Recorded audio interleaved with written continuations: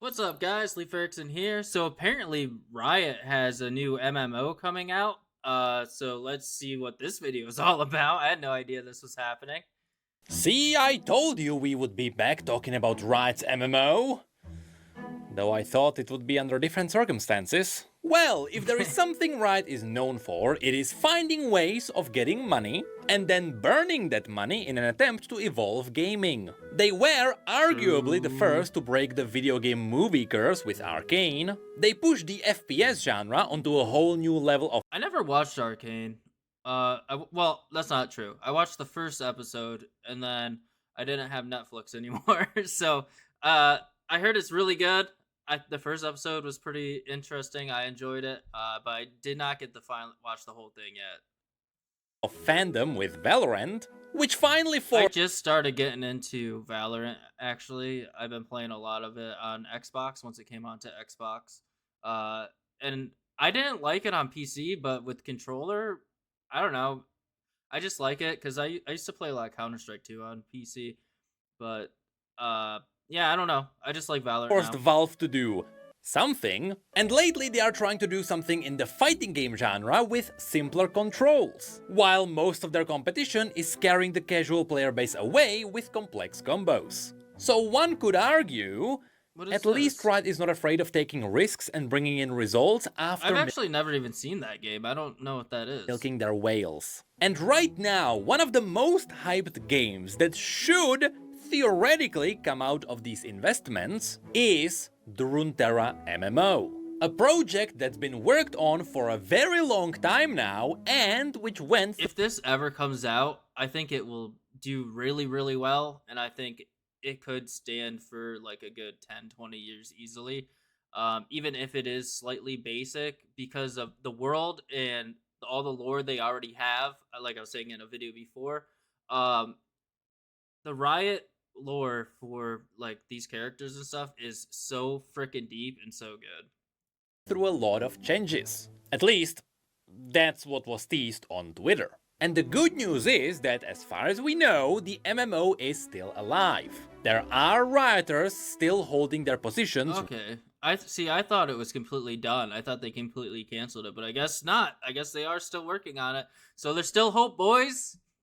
Working on the MMO. Even though the latest piece of news was that the game took a step back, so Riot could reassess the MMO genre as a whole to make sure they can actually evolve what is currently available on the MMO market. To some, this would mean that there would be no more Riot MMO news for a while. Or at least, that is, if the definition of MMOs didn't evolve. And if Riot weren't a freak that is not afraid of prototyping an endless sea of games. That's right, even though Riot already has a good arsenal of games under their belt. As they confirmed during the time all the layoffs happened, they are still working on more games in the background, some of which are even single-player games. One such game that seemed to always go towards the single-player area with optional co-op. Well, they have made a couple right? They have those single-player games that are like spin-offs of League of Legends. Was Project F, a top-down hack-and-slash adventure game that we have never seen anything about outside of the 10th anniversary video. But we still know it exists, and there are some job listings hinting at it. Well, the interesting thing is— that could be fun. Maybe a Diablo 4 killer. So, I mean, Diablo 4 has already killed itself, but, you know, Path of Exile, maybe? Be not like kill it, because I don't think anything could kill Path of Exile right now. But, like, it could compete with it and be in that same tier with those other two. Is that this entire time, by which I mean well over a year now, these job listings have also been looking for devs in a very specific field. They've been looking for devs with the technical knowledge around FPS games to work on a game that is not Valorant, mind you. This is a different FPS game that Riot is working on, which also has RPG elements, narrative, and MMO-like structure. So and like if Destiny? all of these are correct, then this means that Riot is working on another MMO. And if you think about it, it is actually genius. Now first, let's dive into how Yeah, we they got could to be this doing the conclusion. Destiny It all angle. actually started a year ago. Back then, there was a job listing on Riot's official website, and there they were looking for game designer on progression and meta systems for unpublished R&D product. The catch is, originally, in this listing, instead of R&D, they called this game Project T. This is important because, as we know, all of Riot's games It's not Destiny, it's Testiny. have their project name. And Project T is an entirely new name, meaning it should be different from the Riot MMO we knew until now. Which, by the way, now we are gonna call it From if they're doing first person shooter, that like angle, well, I guess I don't, did you say shooter or first person? I can't remember. But that could be like a Destiny type thing, and that could be cool to have. So maybe then Bungie will wake the hell up if they continue to do Destiny after this one. Yeah. So I mean, that's something that possibly could happen. Sorry if you couldn't hear me a minute ago. I was a little too far from the mic. the Runeterra MMO, just to distinguish these. And later, when Riot realized this oopsie, they went back, they removed the mention of Project T, which pretty much confirmed, yep, they are working on a new game. But what they were asking for is also interesting. First, we got a bunch of confirmations that this was indeed a live service game. They are asking for long-term meta progressions, as well as progressions across multiple seasons, but also currencies and deeper economy, which would hint more towards an MMO setting. And then it dove into requirements, which revealed a lot more. Besides the classics, such as requiring 8 billion years of practice as a game designer, they also ask you that you already shipped at least one AAA game. Let me tell you, in 2024, that does not mean a lot. Or you can also ship a lifestyle online game with long-form progression. If you're not sure what a lifestyle game is, it is what you would consider a main game. Like, hey, what's your main game? Oh, it's League of Legends. Or WoW, or Fortnite.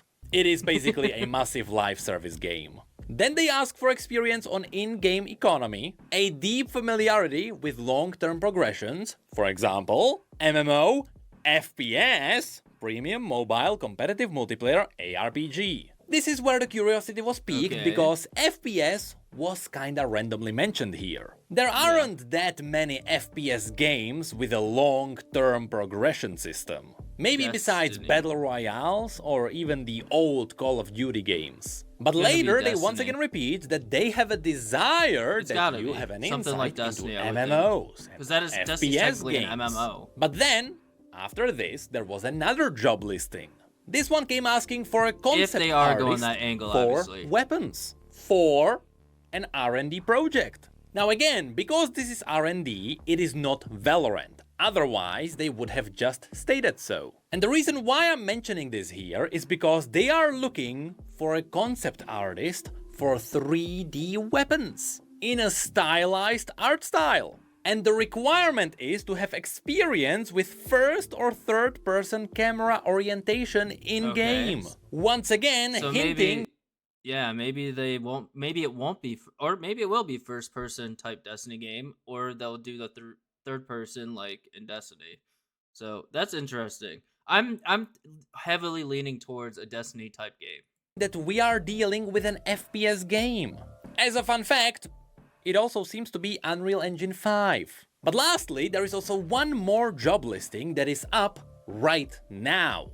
They are looking for a game designer on weapons on an unpublished R&D game. And here they straight up confirm it is for a first-person combat game, so which is not Valorant, because it is an R&D game. Now, the reason why this is likely linked to Project T is because here they are specifically asking for FPS specialization, and the game is also in Unreal Engine. Things simply start to overlap, which means it is not confirmed, but there is an extremely big chance that Riot might be working on an MMO FPS. And they have been for more than a year now. So why am I making a video on it now? because someone made a totally random tweet and it Okay, might be here we made go. up, so I might as well. Anyway, as I mentioned, there is a good reason why this might be a genius move. Right now, there is a massive gap in the MMO FPS game genre. Yeah. The only game that is really trying to hold the line is Destiny 2. But it is like I was failing, and there is a massive reason why, and we will get you into got the that other in ones just too, a like moment. Warframe Also, I've heard that and literally Last today Descendant Bungie had now. massive layoffs, and things are not looking great. Anyway, the main point is that if Riot manages to put their foot in the door, they could guarantee a success if they play their hand. I'm not even lying. Riot could steal the Destiny players. Like, no joke, because Riot has that reputation of making quality games. Right. And that's because they have one ginormous advantage. You see, the Runeterra MMO has always been seen as a guaranteed hit by many. Not because Riot would be known for their high-quality games. I mean, to be fair, their games are high quality with a lot of polish, but there is still the League of Legends spaghetti. But it's more because the Runeterra MMO already has its audience. Should they release that MMO, they don't have to look for the players. The players that know their universe are just sitting there, just waiting for them to drop it. And that's because League's universe is already well established. They will come. I mean, I should know that. This channel was always dedicated to the lore of League of Legends. And I might have made more than 5 videos talking about the world of the MMO that is already set up. But logically, this would mean that should Riot try to spin up a different MMO, one that is not part of the Runeterra IP, unless they really focus on the Guns of Piltover or something, that would mean their other MMO wouldn't have this advantage. They would have to build up a separate universe. And all things considered, they would have to earn their audience again. That's not necessarily true. Right? No. Greetings, Agent. This is Valorant Tracker, used by over 500,000 agents. Wrong! Yeah, you wouldn't have to create a whole new world. I mean, you could still use the same world and all the same characters, and like the ones that people know and love could be NPCs, or they could even go the route of where you can play as certain characters that you like from other games. Like they can go any way they want really with it. There's really no limit to what they can do or try to do, like, at this point. Big bad wrong. Let's refer to Google Trends for a moment. This tool is amazing at comparing what people are interested in around the world. And we can use this tool to have a look at League of Legends, the most talked about Riot game, which would also suggest that this is their biggest IP. And most toxic However, game too. let's compare it to Valorant, a game that took the FPS genre by storm and which managed to quickly dominate it. And as to how much it dominates, well, these days, Valorant actually managed to match the size of League of Legends. And it even overtook it in some countries, meaning that the hype behind Valorant is just as big as the hype behind League. To be fair, Valorant just came out on console, so that's gonna boost its numbers for sure. What if Riot is taking this MMO FPS and putting it into the Valorant universe? Shouldn't that have just as a massive result as the Runeterra MMO? Well, yes, it should, under one condition. The condition that A, the audience is already familiar with the setting, which it is because Valorant is one of the top played games in the world right now, and B, the universe is already set up. Which, let me tell you, oh boy is it set up. It is to such a degree, I can actually make a video on the classes of this MMO right now. Okay. Yes, we can make a full circle out of this if you want. We have all the massive lore around Radianite and how it gave people superpowers and empowered their tech. And you know what that smells to me? That smells like a really cool setup for possible classes. I mean, Destiny only has 3 main classes. The Hunter, which is your classic sharpshooter, the Warlock, which is using spells, and the Titan, which is your classic Juggernaut. I like the Warlock. In Valorant, you have the more tech-oriented characters who got their superpowers from the apocalyptic events, Valorant, or even my main is Sky. I like Sky. They even have their own classes like like the using the wolf and Initiator, the stuff. Controller, the Duelist, and even the classic Support. As I said, I am ready to go wild and explain how Valorant's lore can support all of this. Speaking of which, this is something that needs to be said. Every year when Valorant releases a new episode, they release a cinematic which gives us a new piece of a story. And every year those cinematics go wild, gaining They go millions hard. of views Their in cinematics their go days absolutely after hard. release. It is obvious people love these characters and they love this universe. And so, just like it is with the Runeterra MMO, Riot is sitting on golden eggs here. I mean, they could which technically brings put me them to all one together if last they wanted thing. to. As They can always, do whatever they want. all of this relies on one thing that is rooted around every game. This game is no exception, and so I have to repeat that gameplay is king. Which is why there is so much potential, because the gameplay of the competitors is ass. As I said, perhaps the biggest competitor is Destiny here. There were also others who tried to do something in this genre, like I mean, I feel like- Anthem,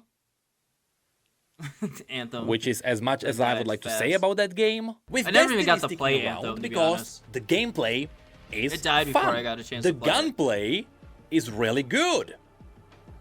And that's pretty much what is carrying all of this. I mean, it always called itself an MMO because it does have MMO elements. Getting loot is kinda fun. Doing the dungeons is kinda fun. Yeah. But there is one massive reason why I dropped this game very quickly after trying it. When Destiny 2 originally launched, I Yeah, I got wanna hear what he has all to the say way to real the quick. end game. I got my gear pretty high up by doing dailies and all the high-end missions. But then came All right, I'm gonna say before he says it, he's probably gonna say that you finally get to where you want to be, and then all of a sudden, the next season or whatever comes out, next little thing, and then you start back from square one, and you pretty much are always trying to catch up, and every time you do, you have to start over again, and that is the biggest thing with Destiny that's annoying. the obstacle.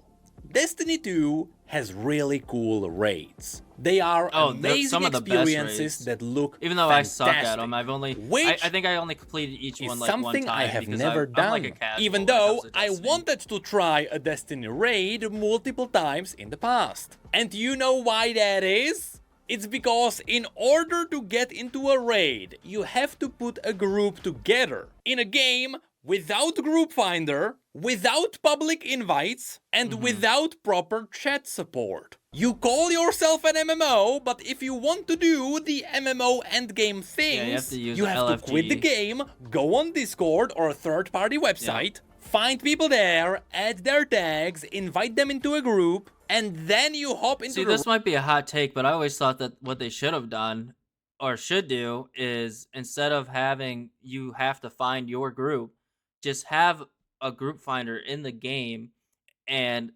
like you can figure it the fuck out. You know what I mean? Like the raids really aren't that hard as long as you know what weapons to use.